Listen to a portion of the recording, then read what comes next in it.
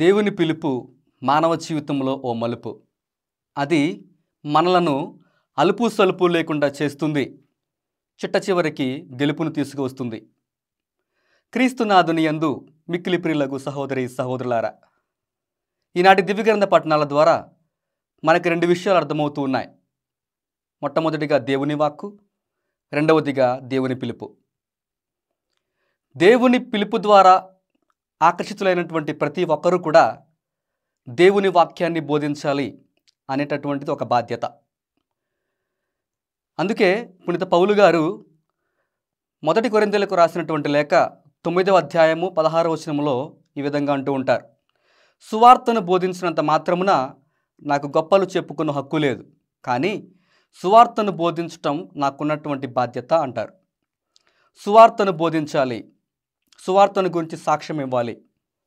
ఎందుకంటే దేవుని వాక్కు సజీవమైనది, చైతన్యవంతమైనది, రెండంచులు గల ఖడ్గము అని హెబ్రీయులకు రాసినటువంటి లేఖ 4వ అధ్యాయము 16వ వచనములో మనకు తెలుపబడి ఉంది.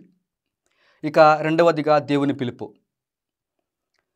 గలతీయులకు రాసినటువంటి లేఖ 2వ అధ్యాయము 15వ వచనములో పౌలు గారు అంటారు, నా తల్లి గర్భమున రూపొందింపక మునుపే దేవుడు నన్ను ఎన్నుకుని తన సేవలో పిలిచి మలచి ముందుకు నడిపిస్తున్నాడు అని అంటారు.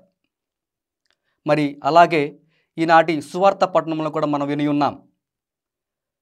దేవుడు సుంకరిగా ఎంచబడినటువంటి మత్తయి గారిని పిలుస్తూ శిష్యరికపు స్థానాన్ని ఆయనకు అందిస్తూ ఉన్నారు. చారిత్రాత్మక ఆధారాలను బట్టి చూస్తే సుంకరులు యూదుల చేత వ్యతిరేకింపబడినటువంటి వారు, త్రొక్కివేయబడినటువంటి వారు. కారణం ఏంటంటే ఆ రోజుల్లో సుంకరులు యూదులకు శత్రువులైనటువంటి రోమా ప్రభుత్వం కింద పనిచేసేవారు. వీరు చేసే పని పన్నులు వసూలు చేయటం. అవసరమైన దానికంటే ఎక్కువ పన్నులు వసూలు చేసి ప్రజలను ఇబ్బందులు పెట్టేవారు ఈ సుంకరులు. ఇందుచేత యూదులు వారిని చిన్నచూపు చూసేవారు.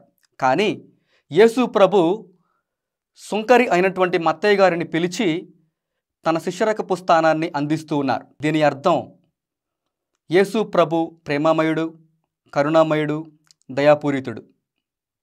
కాబట్టి ప్రియమైనటువంటి సహోదరి సహోదరులారా, మన జీవితాలు దేవునిలో దృఢంగా ఉండాలంటే దేవుని వాక్యం పట్ల భయభక్తులు, విశ్వాసము కనబరచాలి. అలాగే దేవుని పిలుపు పట్ల ఆధ్యాత్మిక సిద్ధపాటు కలిగి జీవించాలి. ఈ రెండింటిని దేవుడు మనకు దయచేయాలని వ్యక్తిగతంగా ప్రార్థన చేస్తూ మన జీవితాలను ముందుకు కొనసాగిద్దాం. దేవాది దేవుడు మిమ్ములను, మీ కుటుంబాలను దీవించి ఆశీర్వదించునుగాక. ఆమెన్.